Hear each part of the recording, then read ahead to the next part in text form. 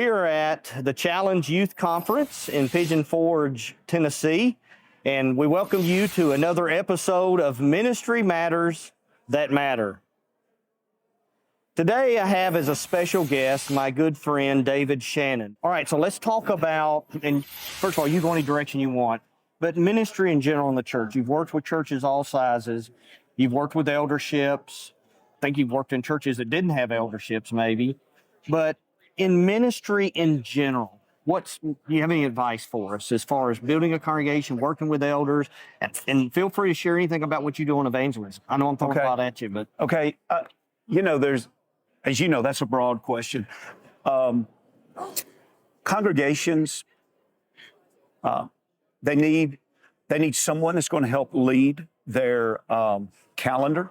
Yes. And also their big days. Mm-hmm. And I think every minister has to get into a congregation and figure out, is there anything about the calendar activities or the big days that need help?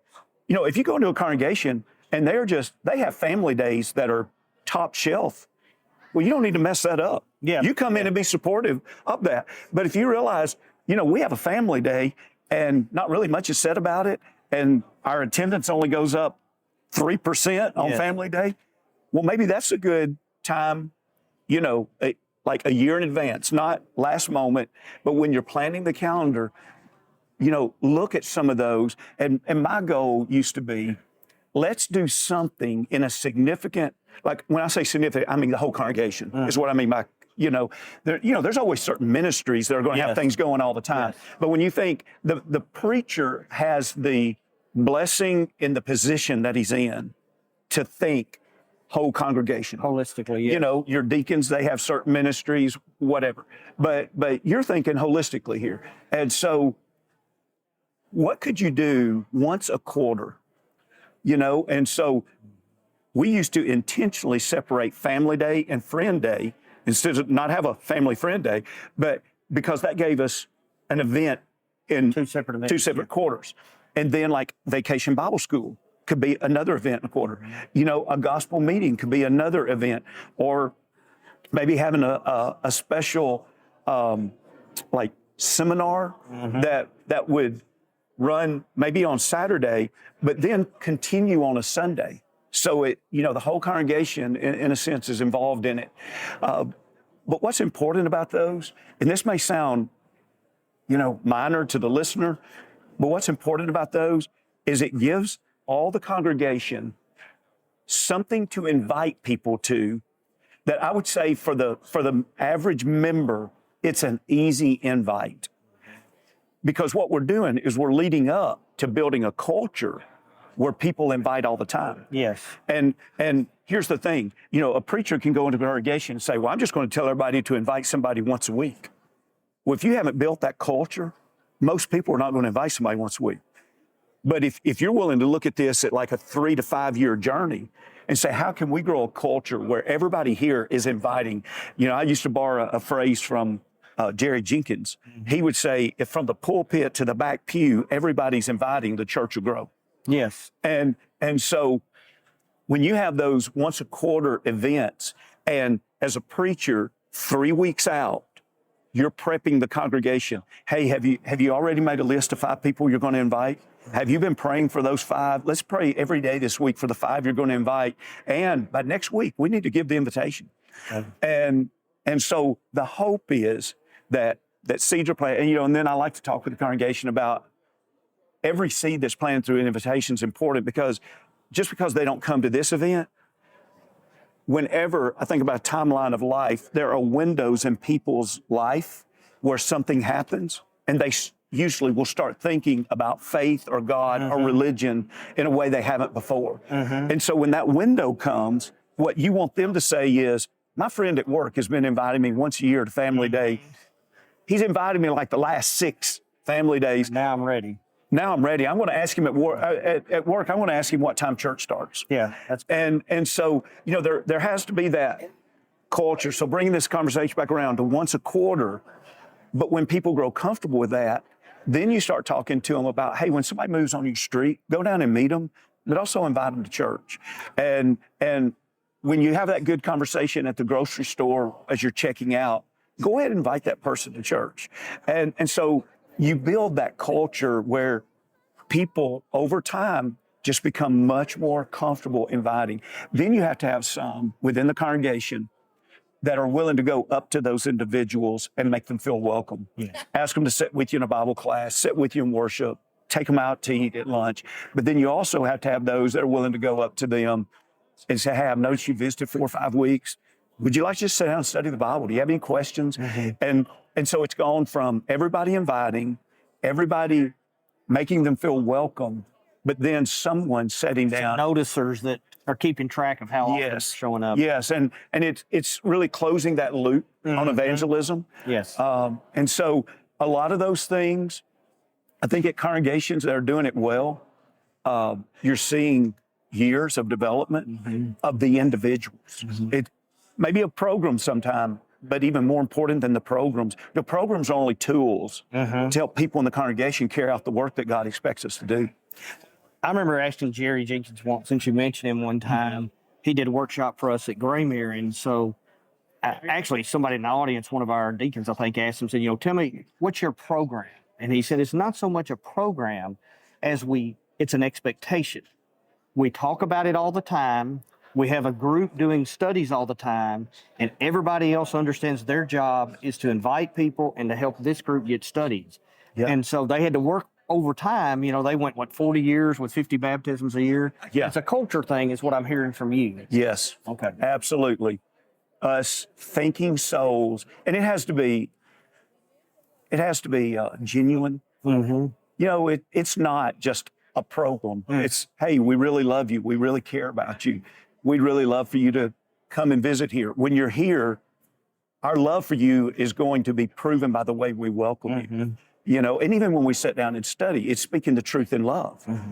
And so when we can do all of that out of just a genuine love for the Lord and for them, commitment to the faith, it creates a beautiful culture. That's awesome. Yeah.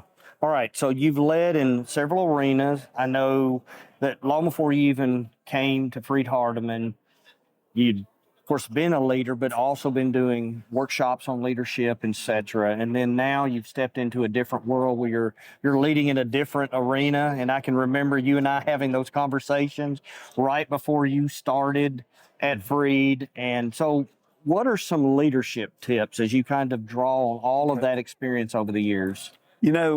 I mentioned to you before when we were talking about evangelism, a timeline of life. When I'm doing like pastoral counseling or talking about evangelism or talking about leadership, I'll often get out just a blank sheet of paper and I'll put a timeline.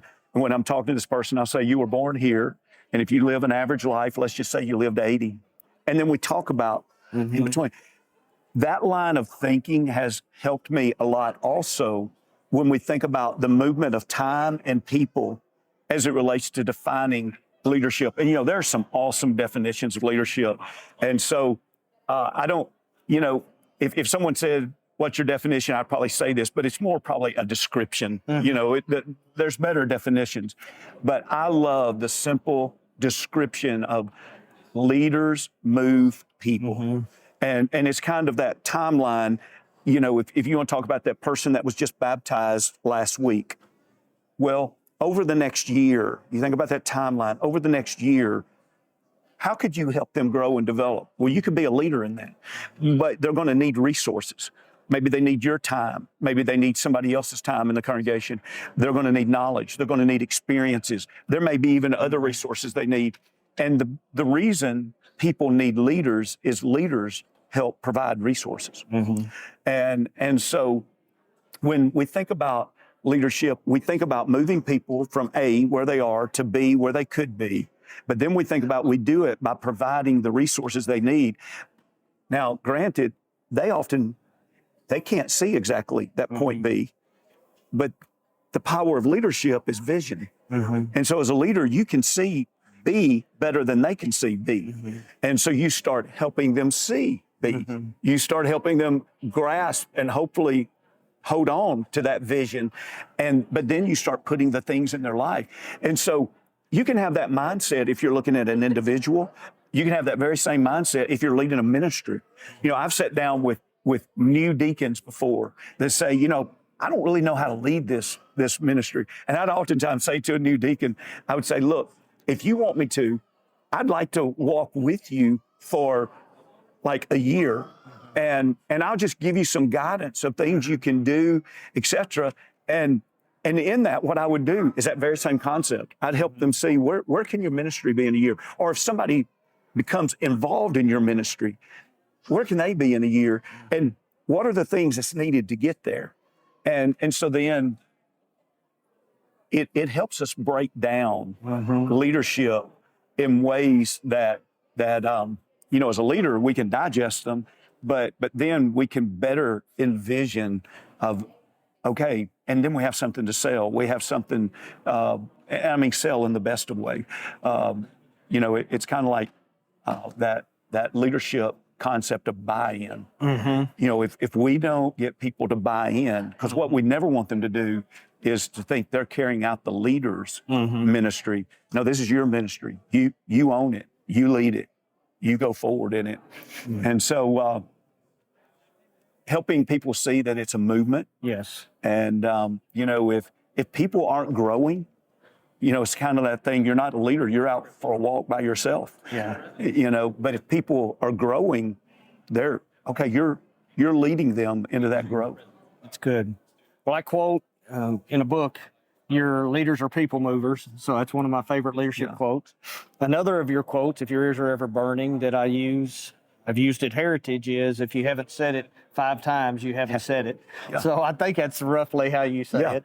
Yeah. So elaborate on that. And also, do you have, as we're getting ready to wrap up, give us a line. Give us something that we can all be quoting.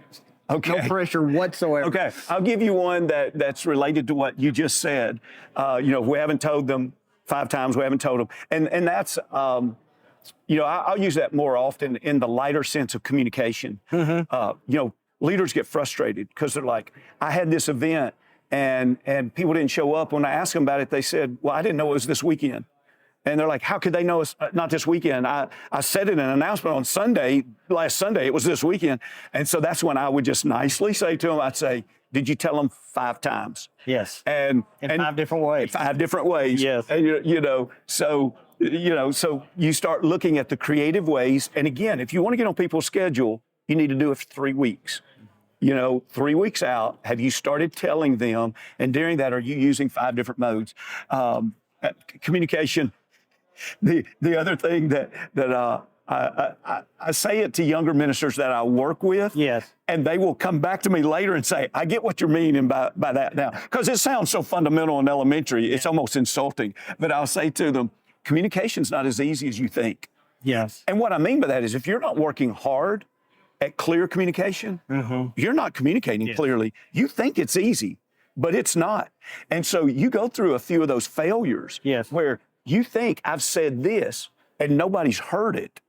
Yeah, it didn't come across the same. Then you realize communication isn't as easy as you think. Well, I think we both say that one of the biggest challenges in working at university is the communication. Yes. Because you've got several folks and everybody communicates differently. So that's why the whole 5 modes is really important, because what connects to this one doesn't connect to that one. And it's, you know, so. Okay, so here will be my wrap up about communication that goes even deeper, though. It goes down to our faith. And when you think about a minister that is often before the congregation or before a class or whatever it may be, think how important this is. I believe that what we stop talking about, we stop believing, and what we stop believing, we stop living. Amen. And so it is so important for us. You know, we talked earlier about preaching. It can be true about teaching a class too. When we think about what are we going to cover in a year's time, and we're planning some series, we need to make sure that every year there's some fundamental series in there. And don't apologize for it. You know, it breaks my heart to hear a guy do a fundamental lesson and spend the first 5 minutes apologizing to everybody that these are fundamentals. You know, they're important. They're so important. And yeah, maybe there's a different type of introduction we do to those to help people see why we're doing it, but don't apologize for it. Because if you don't do those fundamental lessons, let a few years go by, and especially let a generation go by, and nobody's going to be believing. What is it now? About 29% of the overall population, and depending on the study, between 35 and 40 of those between the age of 18 and 30 are religious nuns, in the sense that they have no religion at all. So Yeah. what we're finding is fewer and fewer people know basics of Scripture. And I think one of the biggest dangers in preaching is we say, well, you know the story. Well, the reality is a lot of us don't know the story. Yes. And actually, if I say that, then I've offended somebody because they're like, then I don't need to be here. I obviously don't know something everybody else knows. Exactly. Good. Exactly. Yeah. The in-house jargon really is offensive to a lot of our younger Christians and guests. Yeah. And we need the best we can. You know, we are in preaching, in a sense, you know, we are public speakers. Yeah. And we do not need to speak so that only the core group. Insider language. Yeah, it just is offensive. Thank you for taking time to hang out with me today. Thank you for the invitation. I appreciate all you do. Love and respect. You're still my favorite preacher. Appreciate you, Kurt. Thank you for joining us for another episode of Ministry Matters That Matter. And I hope you realize that the ministry you're doing for God does matter. It's making a difference. Stay strong. Keep taking a stand for God, and know that you're making a difference. You have a blessed day.